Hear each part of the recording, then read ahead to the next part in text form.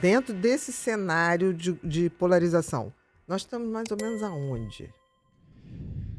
Eu acho que o mundo inteiro Eu também acho que é um fenômeno mundial. ele tá com um desafio grande, assim, porque aquelas democracias liberais, democracias que defendem, ali, democracias europeias que até então eram um modelo a ser seguidos, elas não entregaram aquilo que elas estavam prometendo. Eu ia falar exatamente isso. A democracia liberal, elas falharam. E está na hora de pedir desculpa por isso. Eu acho que deve desculpa. Porque, assim, não entregaram. Acharam que, assim, por ser democracia, todo mundo vai querer. Nós somos como é dizer, o exemplo Uhum. e vão seguir. Basta isso. Todo mundo quer ser democrata. Não é. E eles, eu acho que estavam com salto muito alto. E não vejo ninguém questionar isso. E tem até um estudo feito por uma economista comportamental chamada Karen Stanner que ela fala de uma tendência autoritária das pessoas. Então, é quase como em situações nas quais as pessoas sentem que elas estão sofrendo algum tipo de ameaça, elas se tornam mais dispostas a abrir mão de certas liberdades para ter segurança. Isso mesmo. Então, assim, você tem um governo com tendências autoritárias, ou um político com tendências autoritárias, mas que ao mesmo tempo, esse mesmo político, ele te promete uma proposta de segurança pública que vai te fazer se sentir mais seguro. Eu abro mão dessas liberdades, porque esse cara, ele vai acabar com a violência, então eu não vou levar um tiro na rua. Como se fosse possível tivesse soluções tão simples assim. E eu acho que as pessoas precisam aprender, e aí quem falhou também foram os políticos tradicionais, porque não olharam para isso, mas as pessoas precisam entender que elas não têm que escolher entre uma coisa e outra. Entre liberdade e segurança. Tem que haver um sistema que te dê as duas coisas. E elas têm que exigir de quem tem o poder da caneta que entregue as duas coisas. Hoje no Brasil não tem proposta para segurança pública. Não tem. Não existe. É um governo de esquerda que se coloca ali, que vai defender o bem-estar das pessoas, que vai defender os direitos humanos das pessoas. E aí, quando esse governo se omite em relação a isso, vem um outro extremo, fazendo arminha, achando que isso vai resolver, terceirizando para a própria população algo que deveria partir do próprio governo. Não é uma política pública você armar a população. Então, não tem discussão sobre segurança pública hoje no Brasil. E não tem. A segurança pública no Brasil, ela está falida em todos os estados. Porque tem muita gente que fala, aqui no Rio, está falida em todos os estados. Eu viajo muito dando palestra, é surreal o que eu vejo. Assim, de algumas vias não poderem passar, porque tem o pessoal do tráfico, tem o pessoal consumindo do crack, que você só passa se pagar pedágio. Eu vi isso acontecer.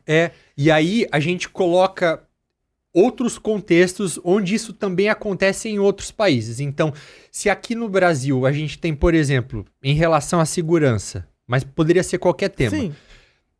Um lado explorando isso politicamente, dizendo que o outro se omite, na Europa e nos Estados Unidos, qual é a questão? Imigração. Exatamente. Então, eu vou politizar o tema de imigração, falando que os imigrantes que estão saindo das instituições mentais, o Trump fala isso sem nenhum tipo de embasamento. Não existe nenhum estudo que comprove isso que ele fala de que os imigrantes estão sendo soltos dos países da América Latina, dos hospícios, para cometerem crimes nos Estados Unidos. Não existe nenhum. Sim.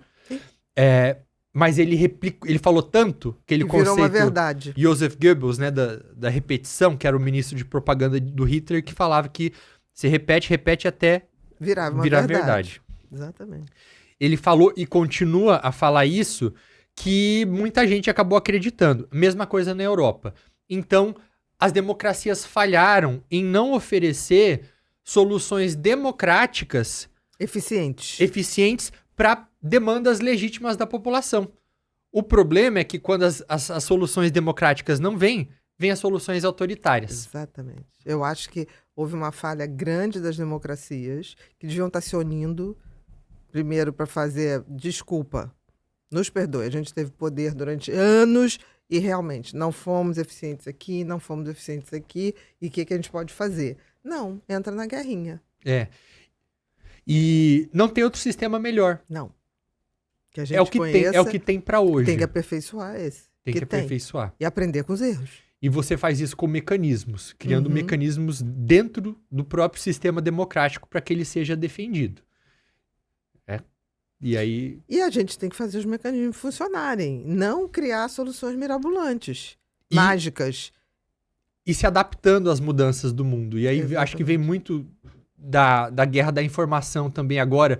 Fake news. Exatamente. Fake news jamais traduzir como notícias falsas, são notícias intencionalmente falsas, normalmente com objetivo político. Não é um erro, Não. é um acerto dentro de uma política, de um grupo, seja como for. Eles sabem o que estão fazendo. Sabem exatamente o que estão fazendo. E aí você embrulha isso junto com teorias conspiratórias nas redes sociais. Isso já acontecia lá atrás, tá? A desinformação, ela já comia solta lá atrás. Tem até uma história que eu gosto bastante, que é como surge ali talvez o negacionismo institucionalizado na forma mais recente, que veio com aquela estratégia do tabaco. Quando começaram Qual? essa é uma história boa. Então vamos lá, me explica. Quando começaram a surgir alguns dos primeiros estudos ligando o fumo ao câncer de pulmão, houve uma reação bastante forte e preocupação da indústria do tabaco nos Estados Unidos. Eles pensaram, e agora? O que nós vamos fazer? O que nós vamos fazer? Então eles se uniram ali, 5, 6 grandes empresas, contrataram especialista de relações públicas e vieram elaborar essa estratégia do tabaco. O que se resume a estratégia do tabaco? Difundir na imprensa dúvida. Então, publicaram cerca de 400 artigos, um artigo em 400 jornais nos Estados Unidos, em um período bastante próximo, falando o seguinte, não é só o cigarro que pode causar câncer, tem inúmeras causas que podem causar o câncer, pode ser isso, aquilo, então não é comprovado. E aí... Tem também o fulano, ciclano. Começaram a contratar também especialistas em relações públicas para discutir com cientistas na imprensa, e isso começou a ser difundido. Essa mesma tática depois foi adotada pela indústria fóssil.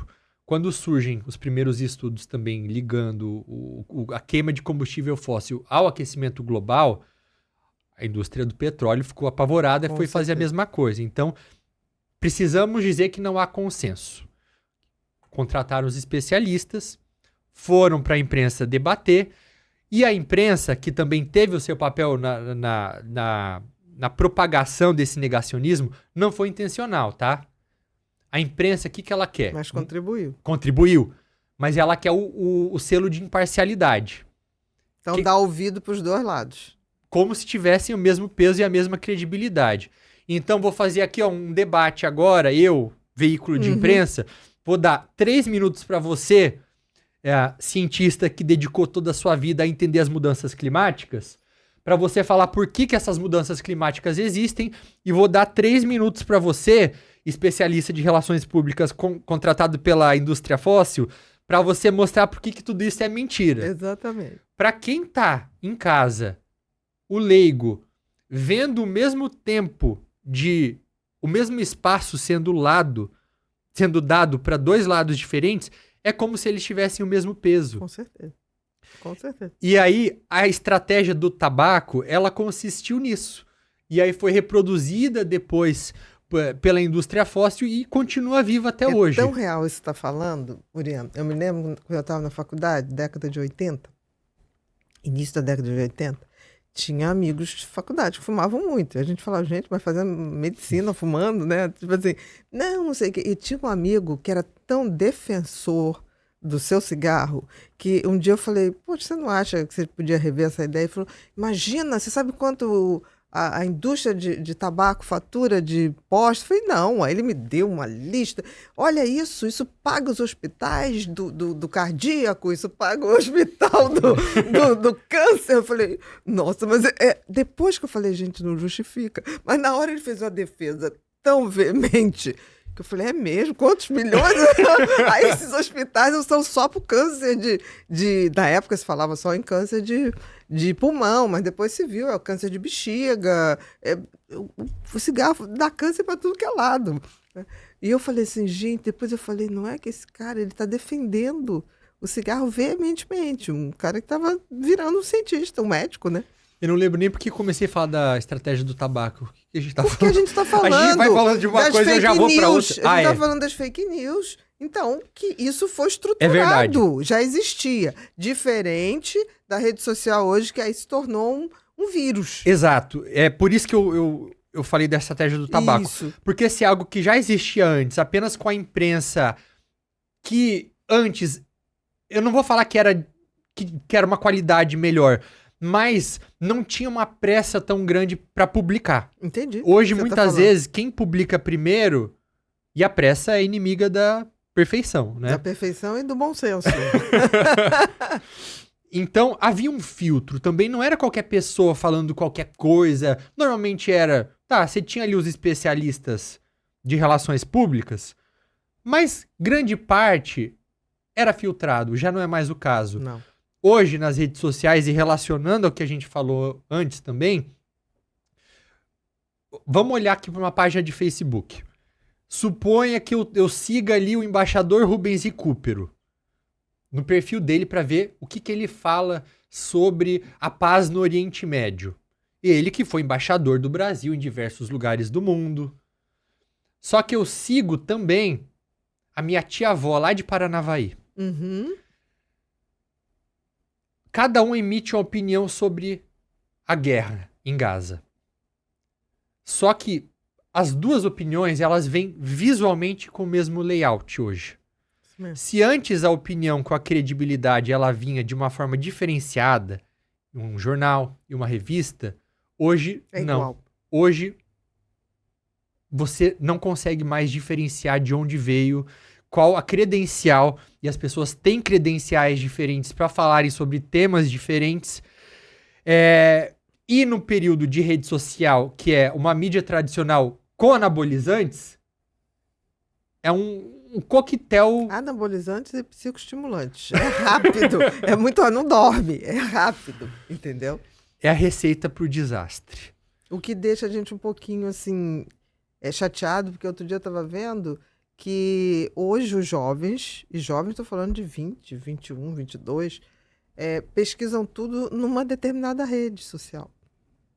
Não é mais o Google. O Google está fazendo assim, está caindo totalmente. Em vídeos de 60, 90 segundos, né? É pesquisado tudo. Tudo. Noções de democracia, noções de populismo.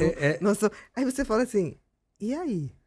E é tão contraditório, porque hoje a informação que as pessoas têm ali na palma da mão, e eu não tô criticando inteligência artificial, pelo contrário, é tão maravilhoso. Existe uma ferramenta pro ChatGPT que você faz uma busca e ele só dá ali resultados acadêmicos. Sim. Então, tudo vai vir com uma referência bibliográfica de alguém muito respeitado na área. Só que a pessoa, tendo isso e de graça, ela vai pesquisar na rede social. Exatamente.